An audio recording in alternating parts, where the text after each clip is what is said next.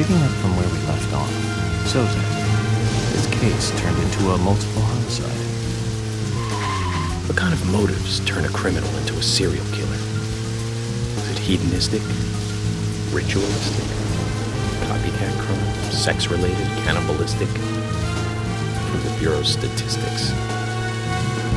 These interesting ideas don't always really explain the real motive. They're just words, phrases that the media uses to scare citizens. The spotlight falls on a mere 1% of all cases. Only the weird ones. You understand. Oh, Zach, we're here. Let's continue our chat later.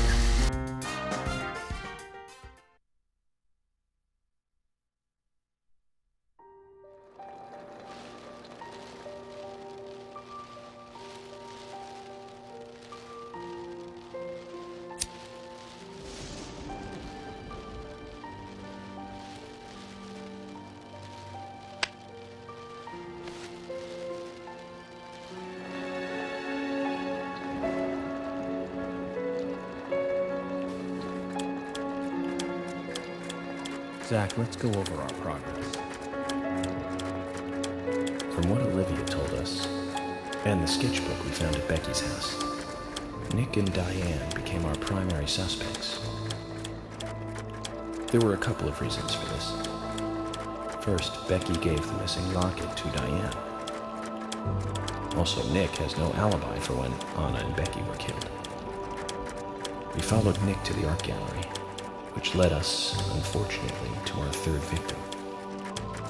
The third victim, Diane, was strung up in the entrance hall of the art gallery. Her hands were tied and a knife was sticking out of her chest. However, there was a marked difference from the previous crimes. Do you remember what that was, Zach?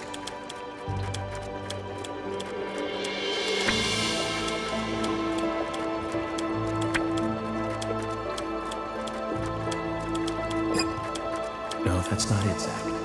Think back more carefully. What was different from the other crime scenes?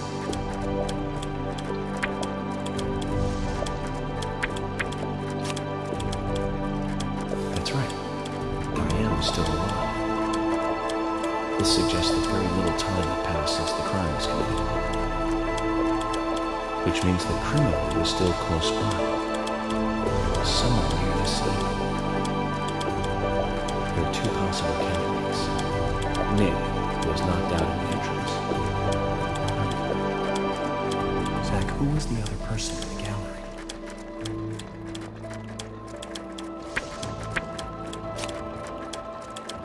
That's right. Casey. We followed Willie, good dog, all the way to him. Casey's statement came out as follows. He and Diane were in a physical relationship. That was why he visited the gallery. The two were in the middle of such a meeting when Nick showed up. Diane lost her cool and shut Kaysen up in the basement. Now, what did Kaysen hear when he was locked up?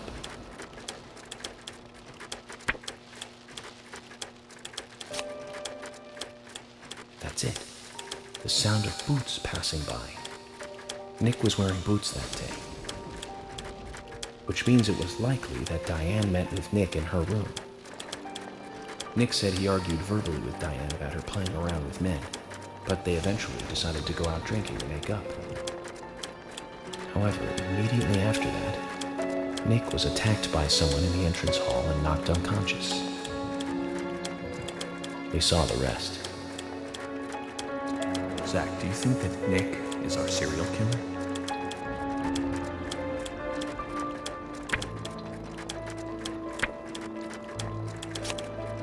Me too. Asha sent in a report too. He found a large volume of red seeds in Diane's stomach. This confirms her as a victim of the raincoat killer. Remaining leads. There's the locket, which is in Carol's possession. The man with the tattooed back, and the upside-down peace sign. There's a lot left to answer. I hope the coffee will give us more guidance tomorrow.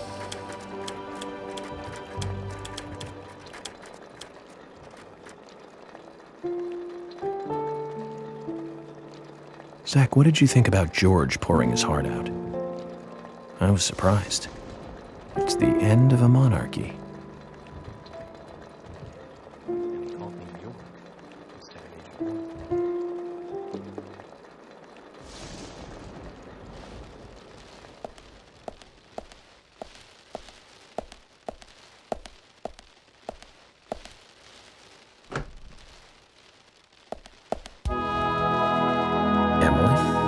What's going on? Do you know what time it is? I'm sorry. I couldn't sleep, so I was drinking alone.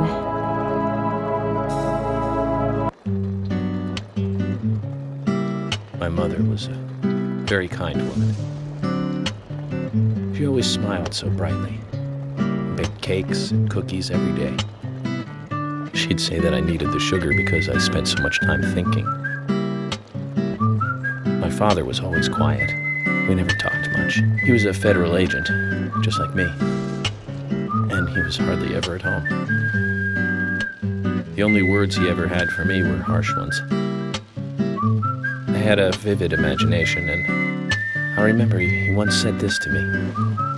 There are plenty of crazy things in this world. You don't have to go dreaming them up. And it's my job to make sense out of them. One day you'll understand what I'm saying. My father was one of the first to ever use criminal profiling to catch bad guys. And so now I'm doing exactly the same job that he did. Like father, like son. Can I ask you something?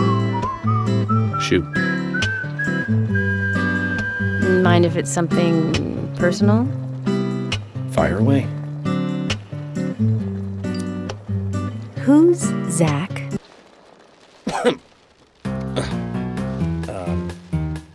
Zach is a friend of mine.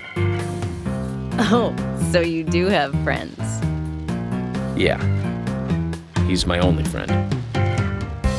What kind of person is he then?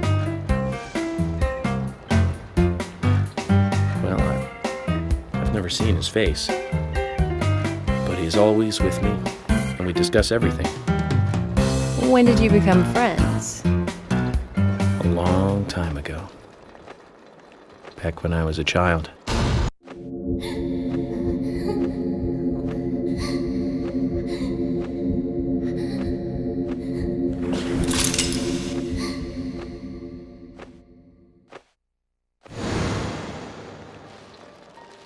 I was 7. I woke up one morning to hear my mother crying in the living room. This wasn't normal, so I headed in to see her. My father was there pointing a gun at my mother. I was so scared. I closed my eyes, so I don't remember much more. But I do remember the words my father said to me. At times we must purge things from this world because they should not exist, even if it means losing someone that you love. When I came back to my senses, they were both dead. He shot my mother and then killed himself. Oh, I'm so sorry. Don't worry about it. Zach's with me. It was around that time that we became friends. I'm here. I'm with you, he said. I'll be here always. We can get through this together. Quite aside from that terrible scene in front of me, that voice seemed to make me calmer. And here we are, working together, getting through things. This is the first time I've ever told anyone about this. I wonder if Zach will get angry.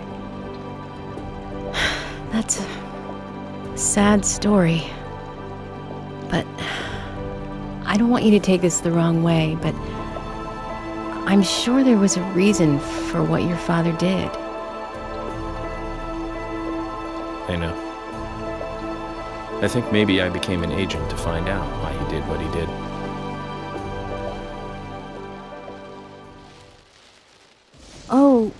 Oh yeah, York. I forgot to thank you. Thank me? For what? You saved my life. If you didn't save me at the gallery, I would have died along with Diane. No need to thank me for that. I'm pretty useless. I couldn't save Becky. I couldn't save Diane. What did you just say? Useless? I was never expecting to hear you say that. Huh. There might be a modest guy in you after all. Finally, you noticed? You're a little slow, aren't you? Maybe hopeless, but not useless.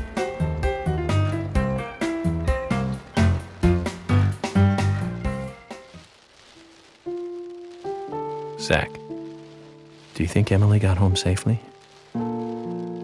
Anyway, I think it's more serious of a situation than I thought. Do you remember?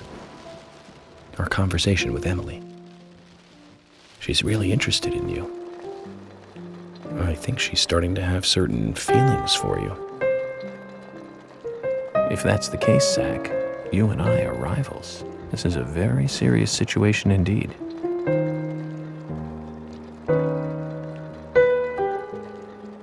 Well, if it comes to that, let it be a fair fight. Agreed?